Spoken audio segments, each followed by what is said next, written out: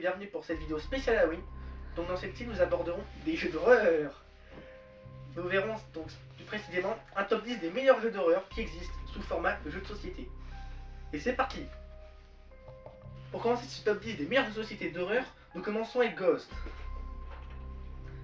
Donc c'est un jeu de cartes malin et rapide à jouer en famille ou entre amis. Le but du jeu, c'est que dans l'idée vous avez acheté un manoir, mais que vous avez un problème de fantômes. Certains vivent dedans et le but c'est de tout vous en débarrasser.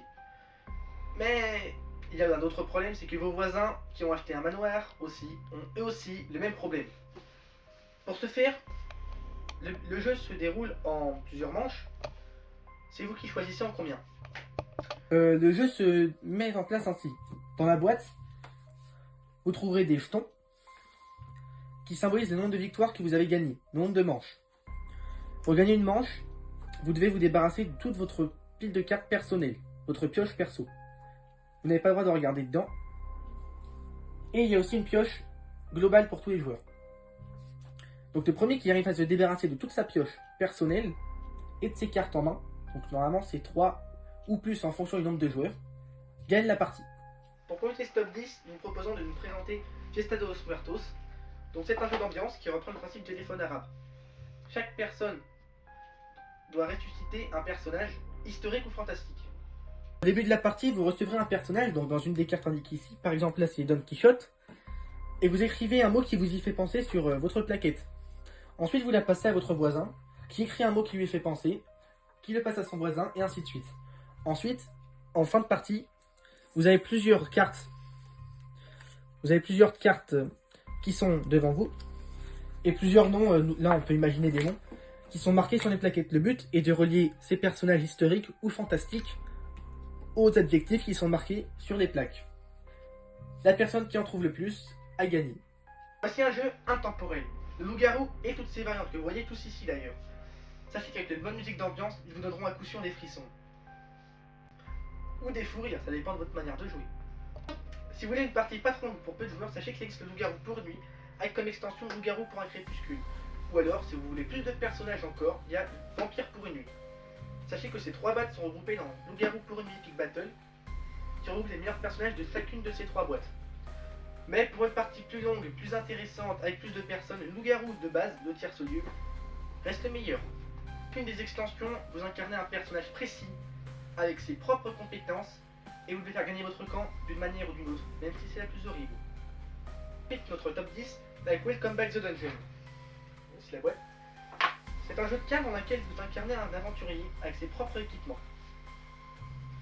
Par exemple, le ménestrel possède ses équipements de ces couleurs qui ont leur propre effet par rapport aux ceux du ninja, du nécromancien ou de la princesse. Durant votre tour, vous avez 2 actions. Soit vous affrontez des monstres, donc vous gagnez de l'XP, mais vous perdez de l'équipement. Soit vous rejetez des monstres derrière la porte du donjon. Donc, les autres joueurs auront plus de monstres à affronter. Mais s'ils ne les affrontent pas, c'est vous qui les affronterez tôt ou tard. Maintenant, voyons un véritable classique des jeux de société d'horreur. Oui, d'ailleurs, j'avoue, il y a un nouveau présentateur qui arrive. C'est moi. Je suis de base le monteur, mais le présentateur de base nous a quittés aujourd'hui. Non, il est juste derrière la caméra. Ok, c'est bon, ta gueule. Donc, Mysterium, vous êtes des médiums. C'est un jeu coopératif, j'ai oublié de le préciser. Au manoir des Warwick, le valet du manoir des Warwick est malheureusement décédé. Vous allez, au moyen de visions envoyées par le valet, donc fantôme des Warwick, essayer de le ramener vers la mort pour qu'il puisse avoir une paix bien méritée. Ce jeu est peut-être un des mieux designés que j'ai pu voir dans ma vie. Vous le voyez juste ici. Donc ceci, ce sont les cartes personnages. Donc là, j'ai mis par exemple un joker et une servante, ou une tisserande plutôt. Ici, nous voyons les lieux, donc différents lieux d'un énorme palace, car en effet c'est un manoir, donc il y a une énorme diversité de lieux. Et enfin, quelques objets, donc c'est assez morbide. Ceux-ci ne sont que des exemples, il y en a et beaucoup plus. Mais, me direz-vous, comment fait-on pour les deviner? En fait, le maître du jeu, qui est donc le valet, va se mettre derrière ce paravent que vous voyez là, mais normalement il est caché. Donc s'il est caché, ça donne ça. Donc je disais, le maître du jeu derrière ce paravent va mettre des personnages, donc par exemple ici, pour celui qui joue le joueur noir, donc le joueur noir ça va être, je crois de mémoire c'est le comte, oui, donc le joueur noir. Il va mettre, je sais pas, le cuistot ou la chambre en lieu. Tous ces lieux, ces personnages qu'il va mettre là seront ici, disséminés dans un ou deux autres lieux qui ne sont pas reliés à aucun des personnages. Mais pour les deviner, le MJ va faire appel à des visions très très bien designées. Il y a une énorme diversité. Et d'ailleurs, en parlant de diversité, ce jeu a eu plusieurs extensions, telles que la première en 2016, Hidden Signs, et la deuxième en 2017, donc un an plus tard, de Secrets and Lies. Dans la première extension, nous avons juste de nouvelles visions, de nouveaux lieux, de nouveaux personnages, de nouveaux objets, bref, du Mysterium. Mais dans la deuxième, une nouvelle catégorie fait son apparition qui va donc remplacer les objets. Les catégories histoire, où nous voyons l'alibi, pourquoi le valet a été assassiné.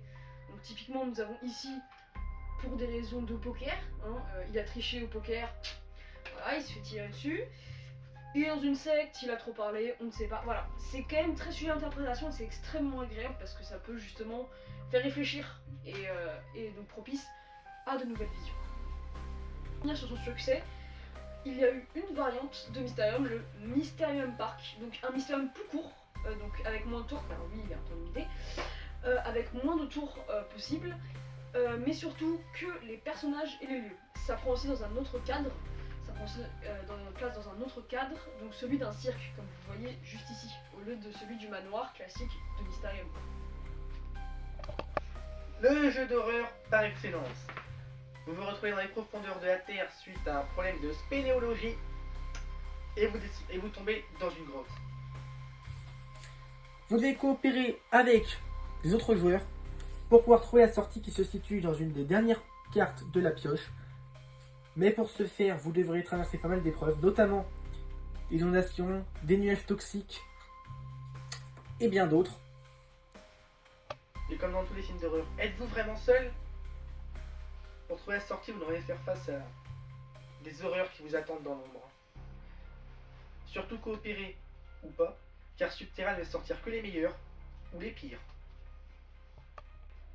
Si vous voulez plus de frissons, il existe une deuxième version de sortie plus récemment qui se déroule dans un temple, mais pas avec les mêmes pièges. Dans cette version, vous devez trouver non pas une sortie, mais une gemme au centre de ce temple qui est en fait un volcan, et vous échapper avant que le plateau ne s'écroule. Par exemple, dans cette version-ci, si vous voulez plus de frissons, vous pouvez mettre des musiques d'horreur, notamment Alien, ça marche plutôt bien. Vous mettre dans le noir et prendre des lumières UV, car sur certaines dalles du plateau, il y a des petits cristaux, mais si vous mettez une lumière UV dessus, ils brillent dans la nuit. Nous avons désormais d'un jeu iconique qui s'est très rapidement hissé au rang de classique du jeu de société. On va bien sûr de Zombicide. Alors nous allons parler de Zombicide Black Plague, mais il en existe beaucoup d'autres, notamment des Zombicides Marvel, des Zombicides dans le futur. Il y a, et j'en passe, mais il y a beaucoup de styles de Zombicide. Malheureusement, nous n'allons pas vous montrer le plateau où vous parlez de la boîte. On fera des vidéos à part dessus, comme pas mal d'autres jeux qu'on a présentés avant et après, parce que ce serait trop long et il y a beaucoup de choses à dire. On va se concentrer très rapidement sur celui-là, Zombicide Black Plague donc. Contournable possède deux modes de jeu. Donc soit vous faites la campagne, donc qui possède pas mal de niveaux de difficulté et un très vaste et très large choix de missions. Soit vous faites des missions ou inventer des campagnes. Si vous voulez en trouver pas mal d'admirateurs de ce jeu, en mettre en post sur internet. Vous pouvez donc créer des missions de votre imagination avec des héros issus de cette extension, par exemple Wolfsburg, qui rajoute d'autres ennemis, et ou d'autres extensions avec des héros issus d'un monde fantastique médiéval. Votre but, me demanderez-vous? Alors, le but principal est bien entendu de survivre aux hordes de zombies qui déferlent sur vous dans chaque partie. Cependant, vous pouvez faire évoluer vos personnages et améliorer votre équipement ou en trouver de nouveaux en fouillant les divers plateaux, maisons ou autres que vous pouvez trouver à travers les différents plateaux. Par ailleurs, ils sont assez garnis et vous pouvez les customiser avec tous les équipements qui sont donnés dans la boîte de base. Si vous voulez créer vos missions, vous avez un large panel de choix et où vous pouvez certainement trouver là ou les bonnes qui vous intéressent. On peut également dire que Zombicide, c'est un peu un des rares jeux de société qui se place à la frontière du jeu de rôle. Exactement. Alors en règle générale, si vous êtes intéressé, non pas par celui-ci mais par les autres, nous ferons une vidéo avec Zombicide du futur. J'ai plus le nom en tête exactement. Invader. Merci. Mais sachez qu'il existe plusieurs dizaines de zombicides dans tous les univers existants. Donc vous pouvez très facilement trouver celui que vous cherchez et qui vous intéresse le plus. C'est quand même un petit budget. Hein. Pour un jeu comme ça, faut prévoir. Mais ça vaut largement le coup. Parlons d'horreur Arkham, donc on n'a pas le jeu, donc il vous sera en incrustation d'images, avec ma belle voix mélodieuse dessus. Donc c'est un jeu coopératif qui se déroule dans une petite ville du Massachusetts, où il se passe des événements mystérieux, paranormaux et étranges. Dans ce jeu, seul un petit groupe d'investigateurs, donc les joueurs, peut encore sauver Arkham de la destruction et du retour des grands anciens. Peut-être d'il y a 20 ans, donc c'est quand même assez vieux. Mais cette nouvelle version qui est sortie, je sais plus trop quand, mais il y a un grand maximum 2 ans, donc c'est assez récent. Donc cette nouvelle version est très différente sur le plan visuel, car les illustrations et tout ce qui est design ont été retravaillés. Et sur le plan du jeu, donc les règles ont été revisitées, donc légèrement modifiées pour que ça paraisse plus clair et plus explicite, par l'auteur original lui-même, donc qui avait fait la première version.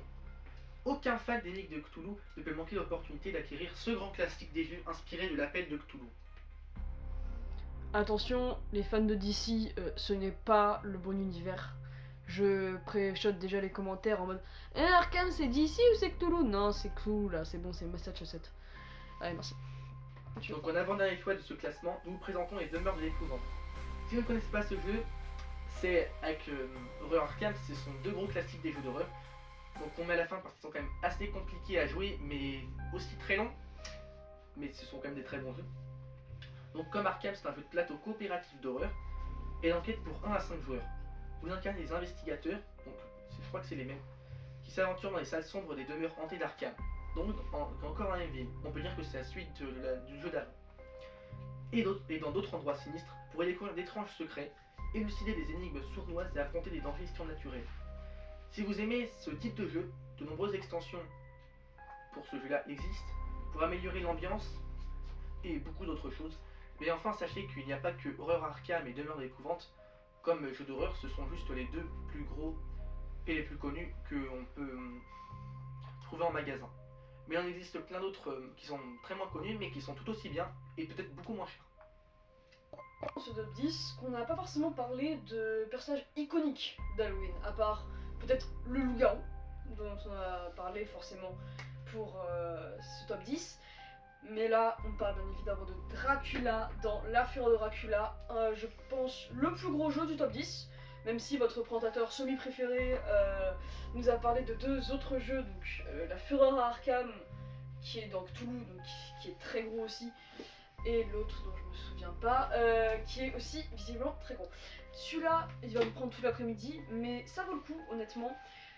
Très bien designé, je le redis, après Mysterium, c'est peut-être les 2 jeux que je trouve les mieux designés de ma vie. Dans ce jeu, vous incarnez soit les personnages, donc personnages iconiques de la saga Dracula, qui s'affichent maintenant à l'écran,